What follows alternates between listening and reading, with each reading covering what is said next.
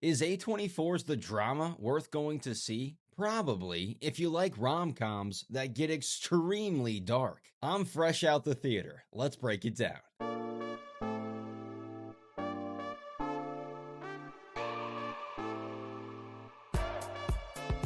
All right, and welcome to the latest episode of What's Happening with me, Casey Foreman. If you're looking for something to watch in theaters this weekend that isn't voiced by a bunch of random celebrities, The Drama is a solid option. It's A24's latest release, starring Robert Pattinson and Zendaya. Basically about a couple who are just weeks away from their wedding day, when a huge, dark, and disturbing secret gets revealed about the bride-to-be, putting Pattinson's character and everyone around them in quite the moral dilemma. More on that at the end of the video. This twist is what this film is all about, and the drama that follows it. I mean, there are some extremely uncomfortable situations, but I can't lie. There are moments that are absolutely hilarious as well. Very much a dark satire of sorts. Let's discuss both the good and bad from the drama, so you can decide whether or not this movie is worth going to see. And exciting stuff happening on today's show. We officially have our winner of the Fandango movie trip giveaway.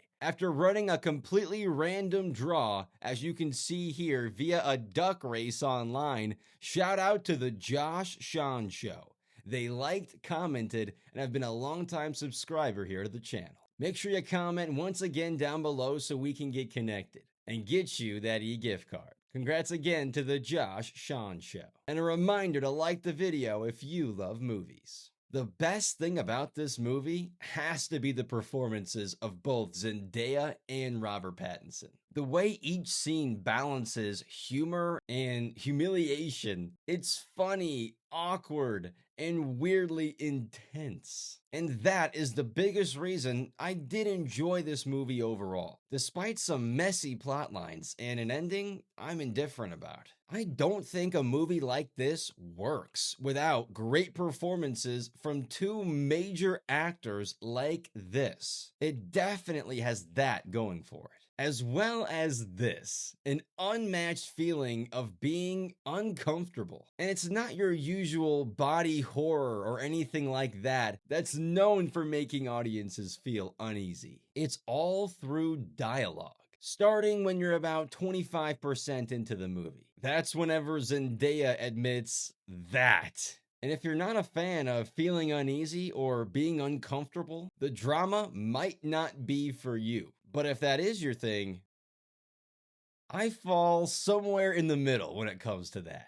I applaud a director's choice to make his audience feel uncomfortable. I just don't always enjoy it. I mean, this movie covers a huge and divisive topic and problem in the US. And ultimately, I think some people will have a problem with that, which I completely understand. But I do think that is the point of this film. And the feelings you have when exiting the theater are the ones you're supposed to have. Which does lead me to my biggest problem with A24's The Drama. An ending that really felt underwhelming. A lot of build-up and drama for something that ends up being just that, some drama. I wanted something a little edgier, or perhaps something with a little more consequences for our main characters. But again, I see what the director was trying to do, I just didn't love it.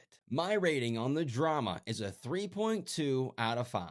This movie is fueled by yet another memorable Pattinson performance, as well as one from Zendaya. Dare I say this is one of her best films in recent memory. And I appreciate the risks this movie takes with the mix of humor and humiliating scenes, but ultimately I do think a few messy plot lines and the ending stop it from being something really good. And okay, we've gone long enough. Spoilers ahead. Let's break down that twist and the ending for those wanting to know exactly what they're getting themselves into.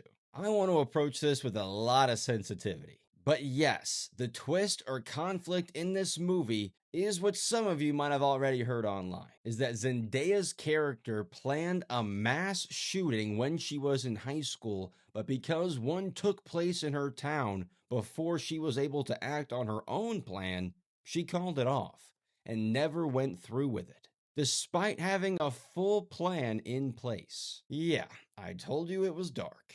This obviously sparks a moral dilemma for Pattinson's character and everyone around them, and the rest of the movie is essentially Pattinson going through a coping mechanism that won't just let him admit the truth. Our show is sponsored by Dubby Energy. Are you tired of the same old energy drinks and how they make you feel after the fact? Then Dubby's got you covered with an extensive list of clean, safe energy drinks. And you can check out the link in the description of today's episode.